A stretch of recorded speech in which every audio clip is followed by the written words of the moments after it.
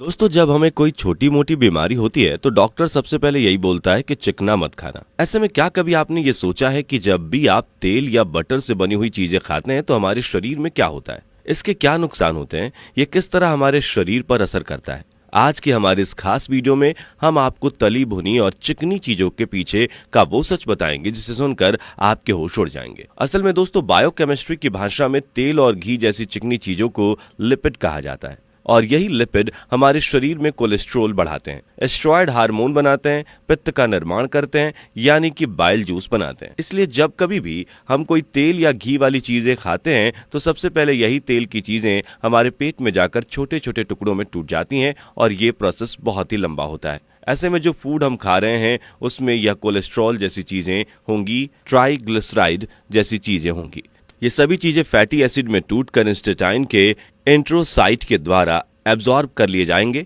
इसमें triglyceride fatty acid में टूटकर एब्जॉर्ब होगा और कोलेस्ट्रॉल जैसा का तैसा एब्जॉर्ब हो जाएगा। फैटी एसिड और कोलेस्ट्रॉल के ऊपर एक प्रोटीन की लेयर चढ़ जाती है, जिसके कारण ये तेल के मॉलिक्यूल यानी कि ये जो लिपिड है इसके ऊपर प्रोटीन की लेयर चढ़ जाने के बाद यह प्रोटीन और लिपिड के कॉम्बिनेशन वाला एक मॉलिक्यूल बना लेते हैं, जिसे लिपोप्रोटीन कहा जाता है। और यह भी कई प्रकार का होता है। अगर हम कोई डायरेक्टरी फैट वाली चीजें खाते हैं जैसे कि तेल हो गया, घी हो गया, तो इस तरह की चीजें पचने के बाद साइलोमाइक्रोन कहलाते हैं, जो ब्लड में जाते हैं और फिर यही साइलोमाइक्रोन पूरे शरीर में घूम घूम कर जहां पर भी जिन जिन शिशु को फैट की आवश्यकता होती है यानी कि फैटी एसिड की आवश्यकता होती है, वहां पर ये साइलोमाइक्रोन जो कि प्रोटीन और फैट की एक बॉल की तरह होता है, वही घूम घूम कर फैटी एसिड को टिश्यू में डिलीवर करता है। असल में दोस्तों, हमारी जो ब्लड वेसल्स होती हैं उनकी दीवारों पर एक बहुत ही स्पेशल तरह का एंजाइम पाया जाता है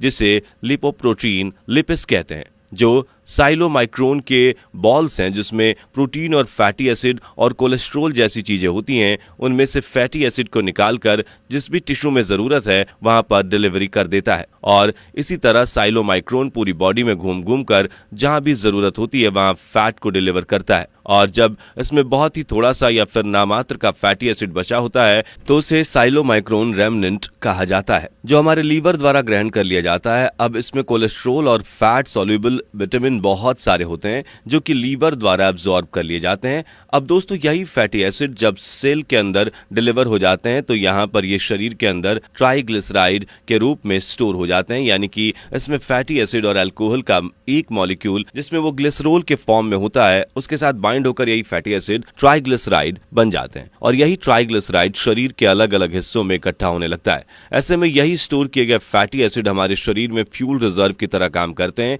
यानी कि जब कभी भी हमारे शरीर में भोजन की कमी हुई तो ग्लूकोज पूरी तरह से डिप्लीट हो जाता है, तो यही फैटी एसिड एनर्जी में कन्वर्ट होकर हमारे शरीर के संचालन को करने में मदद करते हैं। असल में जब कभी भी शरीर को एनर्जी की आवश्यकता होती है, जब शरीर में पूरी तरह से ग्लाइकोजन कष्ट खत्म हो जाता है, तब शरीर इन्हीं टिश्यू में से जो फैटी एसिड होता है उन्हें ये अलग अलग सेल के माइटोकॉन्ड्रिया तक पहुंचाकर एनर्जी देती है। इतना ही नहीं, इसके अंदर एल्ब्यूमिन नाम का एक प्रोटीन पाया जाता है फैटी एसिड की, जहां जहां भी जरूरत होती है वहां वहां कोरियर की तरह काम करके पहुंच जाता है। और इसी तरह फैटी एसिड के जरिए एनर्जी बनने की क्रिया को बीटा ऑक्सीडेशन कहते हैं और यही स्टोर किया गया फैटी एसिड कोलेस्ट्रॉल में कन्वर्ट होता है, जिसकी वजह से टेस्टोस्टेरोन हार्मोन और बाइल एसिड जैसी बहुत सारी चीजें बनती हैं। दोस्तों, यही लिपिड हमारे सेल के आउटर मेम्ब्रेन का भी निर्माण करते हैं। आपको बता दें कि फैटी एसिड भी दो प्रकार के होते हैं, एक होता है सैचुरेटेड फैटी एसिड और दूसरा होता है अनसैचुरेटेड फैटी एसिड। अब दोस्तों,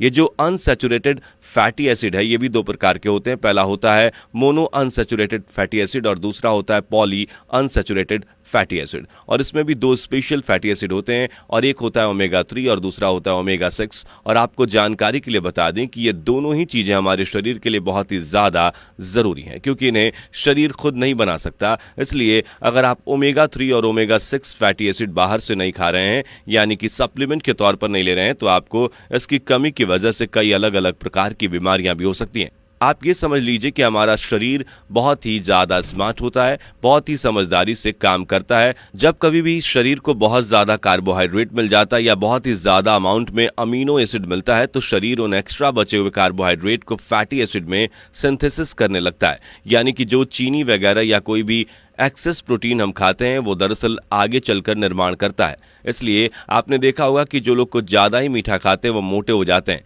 क्योंकि यह मिठाई वाली चीज आगे चलकर फैटी एसिड में कन्वर्ट होकर शरीर में स्टोर हो जाती है। वैसे जो ये कार्बोहाइड्रेट वगैरह से लिपिड सिंथेसिस हुआ है, इसमें जब ये फैटी लीवर से बाहर निकलता है तो इसके ऊपर प्रोटीन की एक लेयर चढ़ जाती है, और प्रोटीन और लिपिड की लेयर जब आपस में मिलती है तो लिपोप्रोटीन नाम की संरचना तैयार होती है। इस बात का ख्याल रखें कि जब भी फैटी एसिड या कोई भी लिपिड ब्लड में आज़ादी से सर्कुलेट होगा तो उसमें कोई ना कोई प्रोटीन कैरियर मॉलिक्यूल की तरह काम करने लगेगा, लेकिन इसमें जब न्यूली सिंथेसाइज्ड फैटी एसिड से प्रोटीन बाइंड होकर ब्लड में सर्कुलेट होगा तो ये बहुत ही लो डेंसिटी वाला लिपोप्रोटीन बनता है, और यही बहुत लो डेंसिटी वाला लिपोप्रोटीन जहां जरूरत है वहां ट्राइग्लिसराइड को डिलीवर कर देता है। जब फैटी एसिड डिलीवर होता है तो इसके अंदर फैटी एसिड की मात्रा कम हो जाती है और इंटरमीडिएट डेंसिटी लिपोप्रोटीन में बदल जाती है, और धीरे धीरे यही फैटी एसिड को डिलीवर कराते कराते एक बहुत ही लो डेंसिटी वाले लिपोप्रोटीन में बदल जाता है,